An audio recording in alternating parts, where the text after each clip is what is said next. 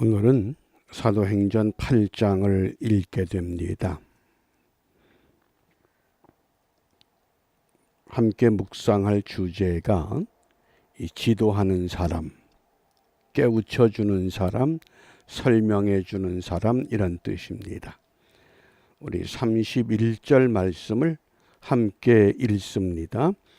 대답하되 지도하는 사람이 없으니 어찌 깨달을 수 있느냐 하고 빌립을 청하여 병거에 올라 같이 앉으라 하니라. 아멘. 우선 이 말씀의 그 상황이 어떤 상황인가를 우리가 이해해야 합니다. 빌립에게 하나님이 말씀하시기를 예루살렘에서 가사까지 내려가라. 예루살렘에서 가사의 거리가 대략 100km입니다. 빌립은 하나님의 명에 따라서 가사로 내려가 보니 마침 에디오피아 여왕 간다게의 국고를 맡았던 사람이 예루살렘에서 에디오피아로 돌아가는 중입니다.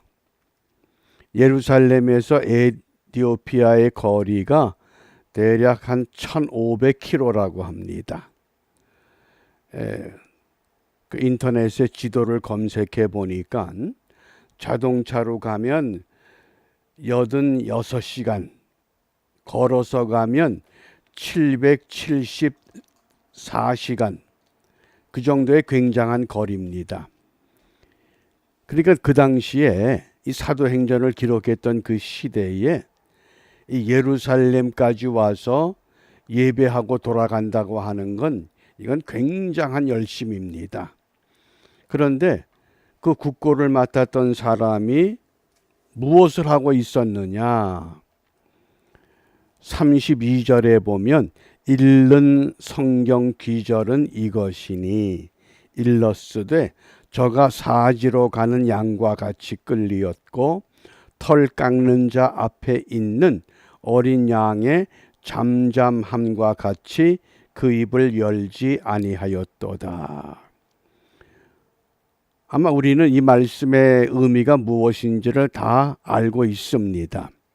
구약에 이사야 53장 7절 말씀을 인용한 것으로 아마 이 에디오피아 여왕 간다게의 국고를 맡았던 사람이 이사야서를 읽고 있었던 줄 압니다.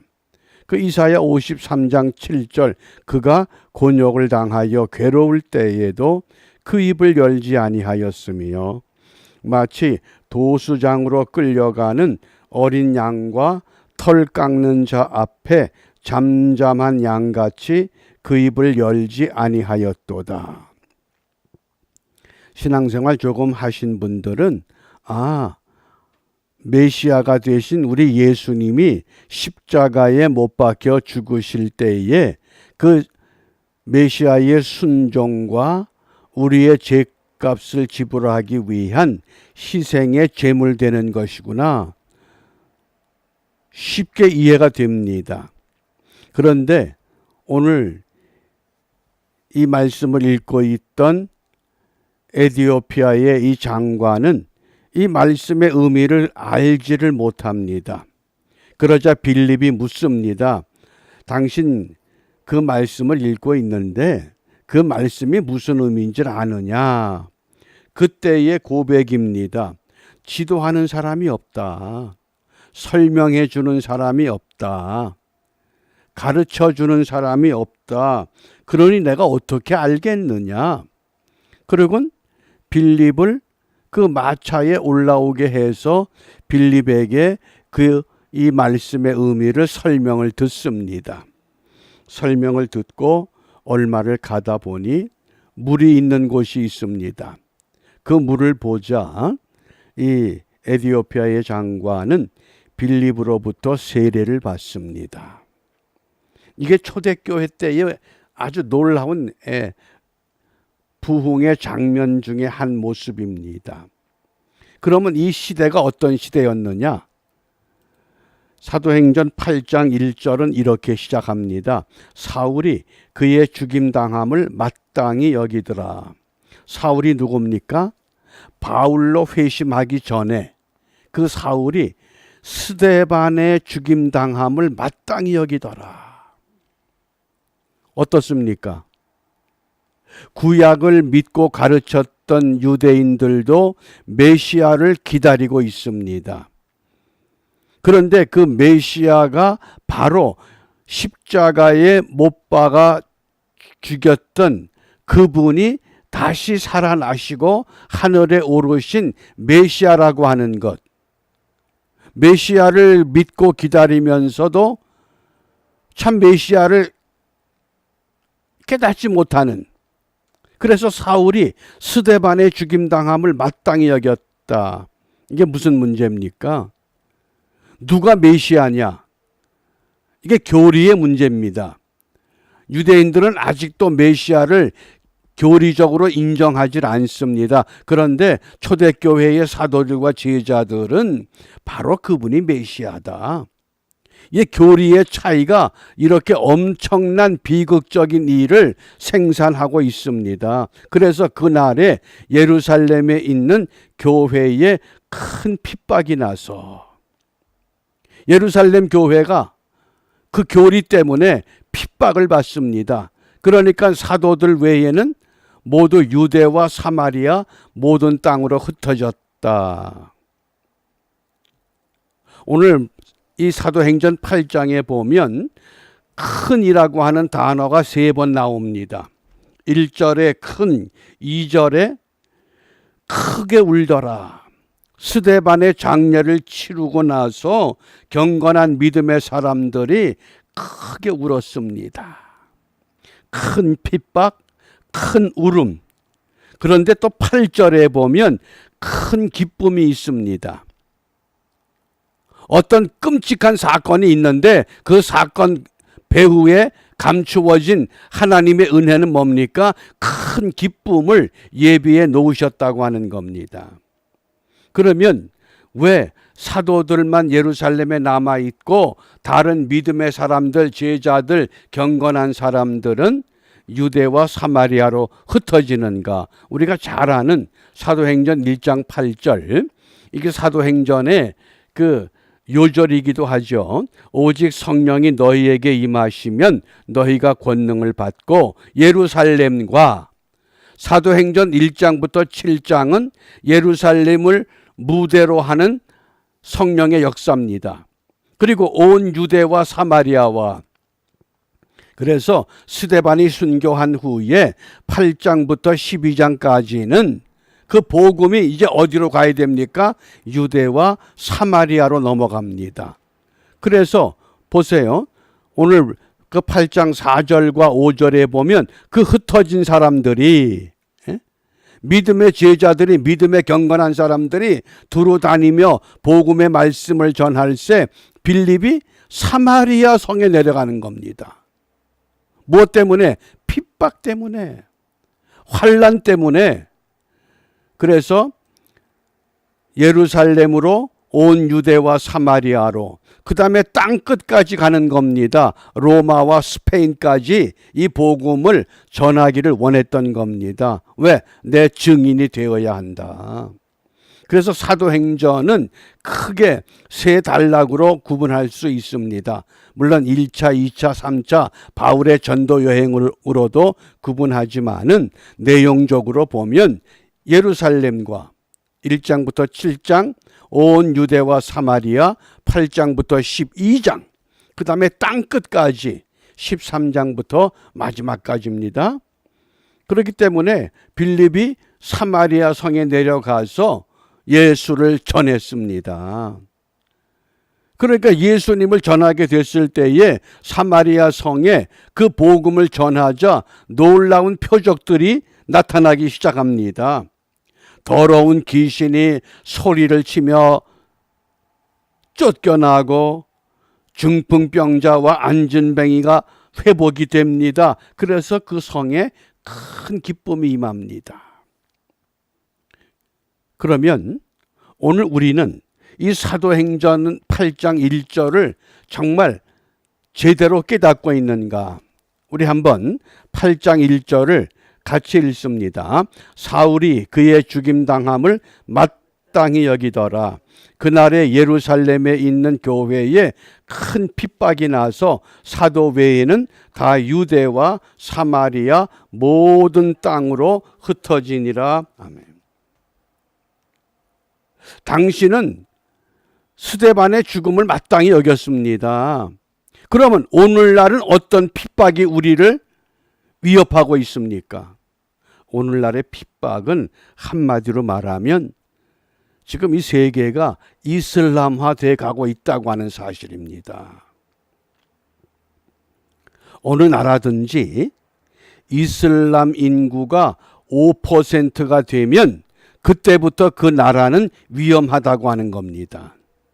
왜냐? 5%만 되면 그때부터 이슬람의 정책은 자녀들을 많이 낳는 정책입니다. 그러므로 5%가 되고 그 후에 20년이 지나면 완전히 이슬람화 시킬 수 있는 전략이 갖추어져 있다고 하는 겁니다. 근데 우리는 그런 부분에 대해서는 관심이 없습니다.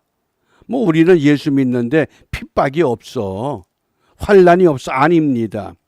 지금 구라파가 무너지고 영국이 무너지고 하는 그 현상들을 보면 어떻게 교회가 무너지고 문을 닫습니까? 이슬람화 시키는 겁니다. 그 이슬람의 전략 가운데에 극동아시아에서 어떤 나라를 이슬람화 시키면 가장 유리하냐? 그게 선정된 나라가 한국입니다.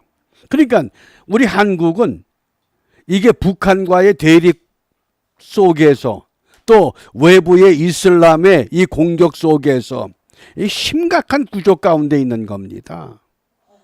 근데 이걸 깨닫지를 못합니다. 왜? 지도하는 사람이 없기 때문에. 하나님은 빌립을 통해서 에디오피아 여왕 간다게의 국고를 맡았던 그 장관을 깨우쳤습니다. 오늘 이 시대가 오늘 주님께서 우리에게 무엇을 말씀하시느냐? 사도행전 8장이 옛날에 그랬대. 그게 아닙니다. 정말 이 말씀을 우리가 진심으로 읽는다 그러면 오늘 우리는 어떤 위협과 환난 가운데 있느냐? 그 미국의 오픈도어 선교회라고 하는 기관이 있습니다. 그 기관에서 2022년 기독교를 핍박하는 그 나라들의 우선순위를 발표를 했습니다. 과거에는 북한이 제1위로 등장했는데 최근에는 아프가니스탄이 기독교 핍박의 1위 국가가 됐습니다. 그거는 작년 8월에 탈레반이 정권을 잡으면서 기독교인들을 핍박하기 때문에 그렇습니다. 그리고 이제 두 번째 북한입니다. 심지어 북한에서는 2021년 문화배격법이라고 하는 걸 제정해서 이제는 기독교뿐만 아니라 외부의 문화까지 한류의 문화까지 완전히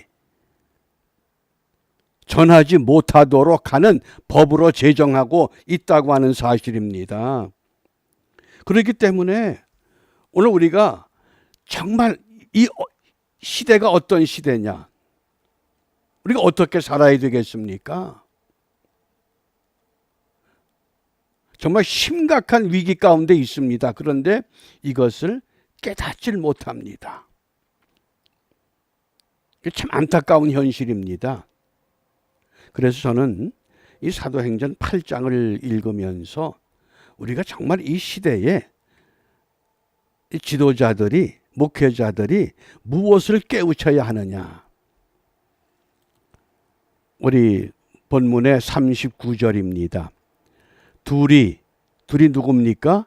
빌립과 에디오피아 장관 물에서 올라갈새 주의 영이 빌립을 이끌어간지라. 예루살렘에서 가사까지의 거리가 거의 100km입니다. 1박 2일은 가야 되는 거리인데 순식간에 주의 영이 빌립을 이끌어 갔습니다. 그러고는 내시는 흔연히 길을 가므로 그를 다시 보지 못하니라. 저는 이 말씀을 새벽에 읽으면서 정말 이 시대에 도처에서 주를 믿는 성도들이 주의 영에 이끌리는 삶을 회복한다 그러면 아무리 북한 이 좌파들이 아무리 이슬람 세력이 한국을 뒤집어 엎으려고 할지라도 결코 뒤집어 엎을 수 없다고 하는 분명한 소망과 확신을 갖습니다. 그러므로 우리가 오늘 우리 한 사람 한 사람 말에 귀 기울이지 말고 사람에게 호소하지 말고 제발 좀 하나님께 집중해서 주의 영에 이끌리는 삶을 회복할 수 있기를 바랍니다. 그러면 북한의 세습화된 우상화 정권, 북한의 핵무기요, 하나님의 방법에 의하면 그 핵무기 저장했던 곳에 갑자기 하늘문이 열리면서 폭우가 쏟아져 버리면 어떡할 거예요? 그건 무용지물입니다. 하나님이 손가락 하나 가지고 핵무기 저장돼 있는 그곳에 땅을 열어버려요. 지진 나게 하면 핵무기 다 땅속에 들어가고 마는 겁니다. 아무 문제 없습니다. 근데 문제는 정말 하나님의 백성들과 하나님의 교회가 주의 영에 이끌리는 삶을 깨우치고 있는가? 사울은 스데반의 죽음을 마땅하게 생각을 합니다. 이거 당연한 거. 무엇 때문에? 그게 교리의 차이요, 생각의 차이 때문에 그렇습니다. 안전하다, 편안하다. 그런 시대가 아니라는 겁니다. 그러면서 정말 이 한반도 땅에 자유 통일이 이루어져서 평화로운 나라가 회복되므로 이 지구촌에 어느 한 나라, 어느 한 민족을 통해서 마지막 시대에 하나님의 복음이 땅끝까지 전파되기를 간절히 원하시는 그 하나님의 뜻을 우리가 헤아리면서 오늘 우리 먼저 주의 영에 이끌리는 삶을 회복하고 그러한 생명들이, 그러한 믿음들이, 그러한 경건한 사람들이 기도 제목을 놓고 함께 기도할 때 분명 우리에게 소망이 있는 줄 확신합니다. 이런 은혜를 우리가 함께 사모하며 오늘도 주 안에서 참 평강 누리시기를 바랍니다. 기도합니다.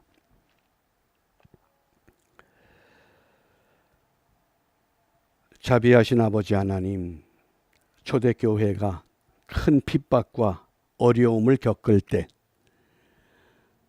경건한 사람들, 믿음의 사람들 여러 곳으로 흩어 각 지역마다 주의 복음 전함으로 복음을 왕성케 했던 것처럼 오늘날도 편하다, 안전하다, 즐겁다 이러한 마음으로 살아가는 하나님의 사람들, 이제 우리의 심령의 눈을 뜨게 하셔서 이 세상을 어지럽게 하는 악한 영들의 세계가 무엇인가를 분명히 깨닫고 바른 길을 찾아 그 길을 회복함으로 우리 모두가 다 주의 영에 이끌림 받는 믿음의 사람 되게 하시고, 이러한 사람들이 나라와 민족을 위해서 기도할 때 하나님께서 미리 아시고 더 좋은 길로, 더 아름다운 땅으로 이끌어 가심을 다시 한번 확신하는 은혜의 하루가 되도록 축복하시고, 모든 교회와 성도들이 시대의 사명이 무엇인가를 분명히 깨닫는 복된 하루가 되도록 인도하여 주시옵소서. 예수님 이름으로 기도합니다. 아멘.